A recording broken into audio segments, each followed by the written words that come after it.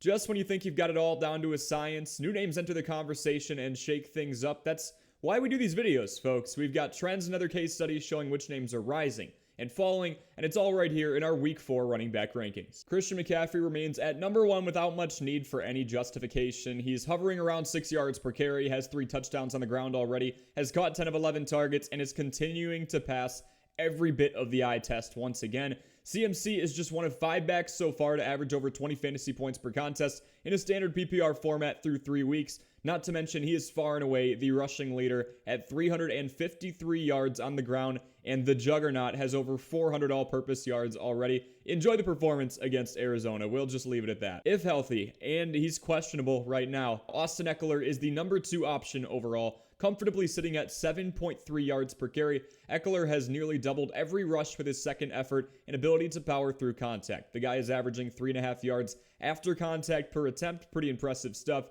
He's coming off of a season where he led all backs in receptions with 107 of them. His ceiling in that category just got a lot higher, considering that Mike Williams is now out for the year with a torn ACL. Let's not neglect game script for the efficient rusher either.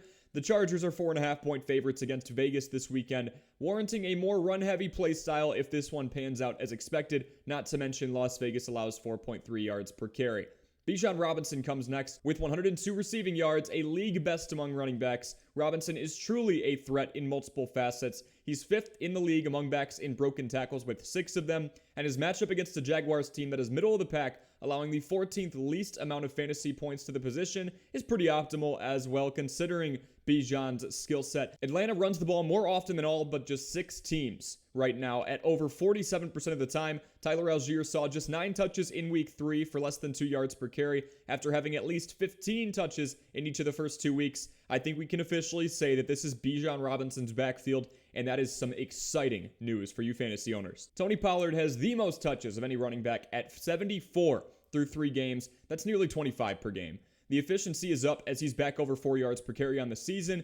Even with a hiccup where Dallas was working from behind and eventually was upset by the Cardinals, Tony Pollard had 26 touches and comfortably sits as the running back 4 through 3 weeks in a standard PPR format. Rico Dowdle had a nice showing and saw 7 touches as well, but so far, no Dallas running back other than Pollard himself has seen more than 20% of snaps in a game. Dallas is back at home and listed as 7-point favorites over New England this week, and with Pollard seeing no sign of slowing down thanks to all of that volume he's getting, I like him high up on this list once again. Saquon Barkley is listed as questionable with a high ankle sprain, so again, keep an eye here. I can't help but keep him out of the top 5, though, if he does play because of the matchup and, of course, skill set if we get a healthy Barkley again. Our friends at Fantasy Pros have listed this as a 4 out of 5 star matchup against the Seahawks, and it makes sense considering they've given up the 10th most amount of fantasy points to backs so far.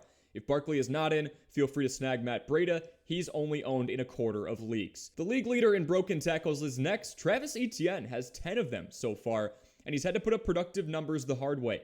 Etienne is averaging just 2.0 yards before contact and 2.2 afterwards. He's had no red zone targets despite being targeted 13 times through the air. He's got just 1 touchdown in total so far, and with all of that considered, he's still the RB13. Even in a borderline blowout loss to Houston last week, Etienne saw 19 rushes and 4 receptions for another 50 yards.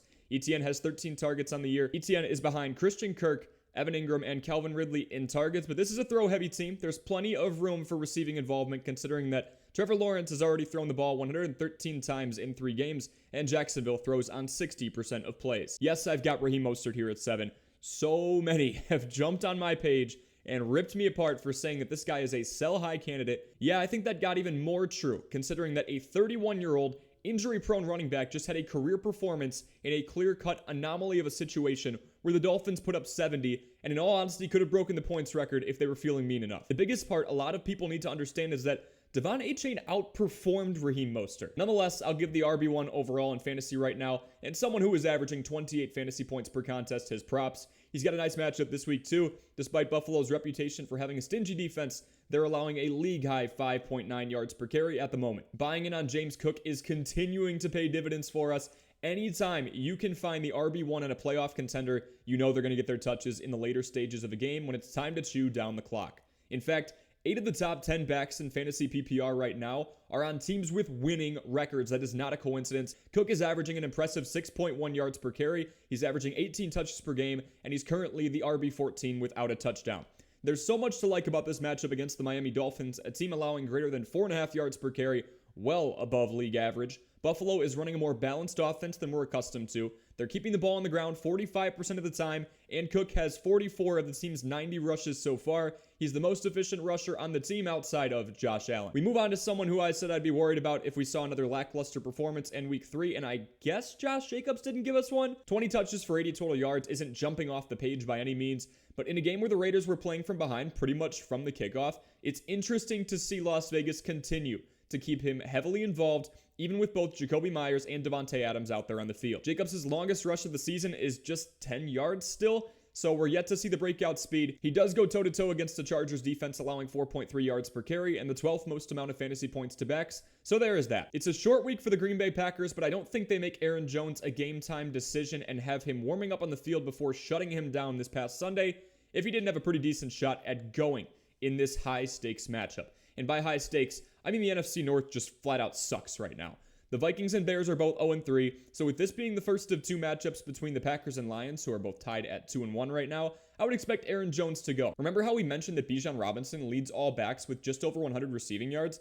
Well, I'm willing to bet you that title would have gone to a fully healthy Aaron Jones, considering he is at 86 receiving yards on just 2 catches with a touchdown, despite the fact he only played in 1 game. Jordan Love has looked sharp, but he's had trouble getting on the same page as a relatively young receiving core, as indicated by a completion percentage hovering around 51%. Jones should add some reassurance to his game as a veteran in this team's offense, and he has commanded at least 60 targets in each of the last 4 seasons. Kenneth Walker III is getting better and better and better. Despite being in for a season-low 51% of snaps, he set a season high in rushing yards with 97 and had a pair of touchdowns for the 2nd straight week. Kenneth Walker III even racked in 3 catches for 59 yards, and that was one aspect of his game we really didn't see much of last year. However, we're starting to see Walker get used more and more out in the open field and in the receiving game. He's facing the Giants, with Seattle being a 1.5-point favorite heading into the matchup. As long as this game is competitive or leans in Seattle's favor, I expect the Hawks to continue to lean on someone who has taken 47 of their 76 rushes through 3 games. I wasn't sure when I would see Derrick Henry outside of the top 10 in these rankings, but folks, I have no choice after what we've seen so far.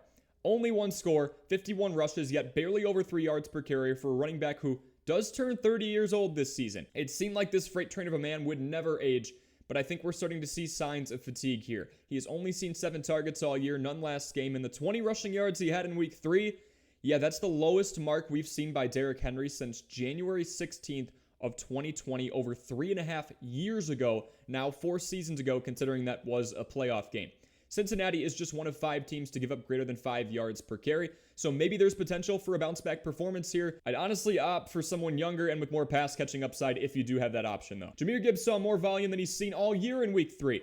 After seeing 23 touches over the course of the first 2 weeks combined, Gibbs saw 18 in week 3 and benefited from the Lions getting out ahead of the Falcons to push a more run-heavy scheme.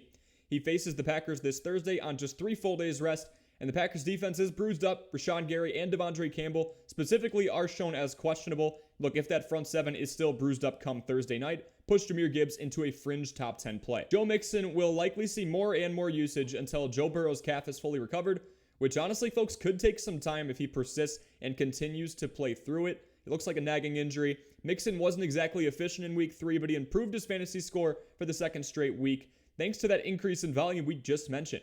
He found the end zone and saw 20 touches. The offensive line is looking improved from a run blocking perspective, considering that Mixon is averaging 2.5 yards before contact. Teams have had trouble running the ball against Tennessee for years, and that's stemming into this year, considering that the Titans allow a league-low 2.6 yards per carry, and unfortunately for Joe Mixon owners, that is his matchup, so we got him here at 14. Ramondre Stevenson is still a solid option, but Ezekiel Elliott is starting to insert himself into the conversation. Elliott outgained Stevenson despite having 3 less carries last week. So far through 3 games, Stevenson is averaging less than 3 yards per carry and has had to rely heavily on the receiving end of his game.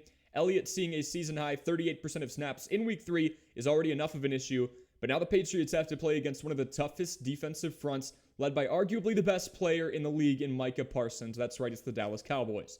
Dallas is a 7-point favorite at home, and for good reason. Look out. Kyren Williams kind of came down to earth last week. We warned you all on multiple levels that this could be coming, and I should have had him as a sell-high candidate because of 2 very red flags. He was volume reliant and touchdown reliant. Only a select few running backs in this league will average over 20 touches per game over the course of multiple weeks. Williams fit into that mold, but even so, he needed 3 touchdowns in 2 games to make any sense as a possible start option rolling into week 3. Well, his touches fell to 12 last week, and he continued to average below 4 yards per carry. It caught up with him, folks. The Rams have now been able to give Ronnie Rivers a little bit more time to acclimate as the RB2 in Los Angeles following Cam Akers' abrupt exit in that trade, so expect more of a split backfield. On top of this, the Colts are allowing the 11th lowest amount of fantasy points in the league and are favored by a point at home. It could be another tough week for Williams unless he can find the end zone again. I was one of the biggest James Conner haters out there last year, but he's turned it around. He's turned into one of the angriest runners in the league for a team that was just straight up disrespected rolling into the season. There were claims that they were going to be 0-17. I was one of the people making those claims from the way they looked on paper, and then they go out and beat the Cowboys. He's top 10 in the league in broken tackles with 5 of them already, and Conner has the second greatest amount of 10-plus yard runs this season with 8 of them. When you've got someone breaking free for huge runs, especially around the red zone, only good things can happen.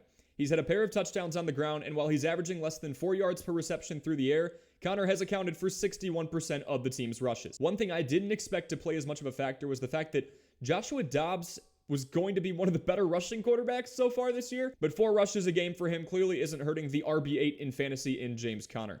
The San Francisco matchup is very tough, and the Niners are blowout favorites, so the Cardinals are going to need to shock the world again and at least stay competitive for this guy to play a pivotal role in the game and give you decent fantasy output. All right, I think we got our answer on who the main back in Philly is. It's DeAndre Swift. I thought Kenneth Gainwell had a decent shot considering that he was getting the majority of first-team reps towards the end of training camp this year, and he did see more rushes than anybody else on Philly's roster in the Super Bowl. But after DeAndre Swift saw more usage in week 2, health is our only concern now. If this guy is healthy, he is easily a 1,000-yard rusher and then some. Having 305 yards on the ground over the course of 2 weeks is no easy feat, but when you're averaging nearly 7 yards per carry in that time span, it gets a little more realistic.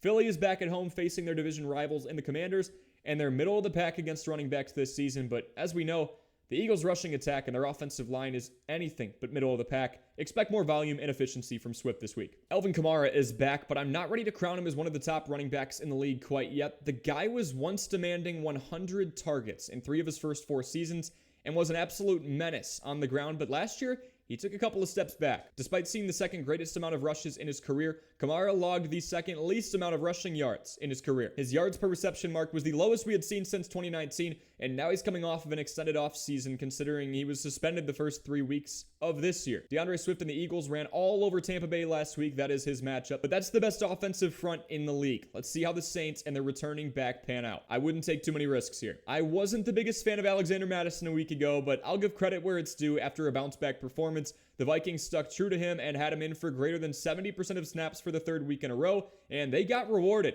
He broke 4.5 yards per carry, set his season high in receptions and targets, and totaled 17 points in fantasy without having to rely on a trip to the end zone. He's got a phenomenal matchup with the Panthers this week, a team allowing the 3rd greatest amount of fantasy points to running backs. The impromptu RB1 in Cleveland finished in the top 10 among running backs for the 2nd straight week in fantasy, but he definitely found a different way to do it. The guy averaged less than 2 yards per carry on the ground, having 10 rushes, but he found the end zone twice in an offense that has struggled under Deshaun Watson so far. Watson's completion percentage is now up over that 60% mark, but he's still only averaging 6.6 yards per attempt. He's struggling to push the ball down the field. This team has been built on the run for the last few years, considering they've had the luxury of hanging their hat on Nick Chubb's efficiency, and I don't see that mentality changing a ton with Ford back there. Volume-wise, again, Kareem Hunt really doesn't worry me a ton, considering that Ford did beat him outright for the RB2 spot coming into this season. We may not fully be sure on how much longer the Zach Moss era will last with Jonathan Taylor's status in limbo, but Moss is giving the Colts no reason to look elsewhere for an option right now. With 146 total yards on 32 touches, along with a touchdown in week 3, there's a lot to be excited about. And by the way, it doesn't seem like Jonathan Taylor really wants to be in Indy, so we'll see how that unfolds. Not to mention, the Colts went out and beat the Ravens with their backup in Gardner Minshew at the helm. Big Gardner Minshew fan, by the way. This team is sneaky competitive, and the fact they were able to muscle out an upset while heavily leaning on Moss should speak volumes for his role in future games. We'll see what kind of impact he has in a game that's essentially a toss-up against the Rams, with the Colts being 1-point favorites at home. I started feeling as if Chuba Hubbard would have an outside shot at splitting carries with Miles Sanders, and yep, that was wrong. Andy Dalton got all of the freedom in the world to throw the ball 58 times in a game where the Panthers trailed for most of the second half, but even with Carolina rushing the ball just 14 times, Sanders thrived. He got a score on the ground and racked up the second most catches on the team with 5 of them for 38 yards. That ended up being a performance of 17.5 fantasy points. He'll face the Vikings next. That's a team that donates so much offense that they should be rewarded with the Nobel Peace Prize. Sanders should do well. Isaiah Pacheco needed a blowout over the Bears to see his first serious dosage of volume this season. The 3 targets per game he has seen should help, considering he is operating out of a somewhat split backfield, and he has only been responsible for 35 of the team's 82 rushes so far. The Jets, his matchup this week, allow the 14th most amount of fantasy points per game to the position. But the key here is this. How do we think Patrick Mahomes versus Zach Wilson is going to play out? The Jets have a strong defense, but it's more likely than not that the 9.5-point favorites will be in a position to run the ball in the second half and feed Pacheco and hopefully help out his fantasy performance. I couldn't keep Brian Robinson Jr. off of this list, but dang, was I close. But Corey, he's the running back 5 in fantasy right now. Yeah, I know, but the majority of his production came in a pair of wins against very weak opponents in the Cardinals and the Broncos in week 1 and 2.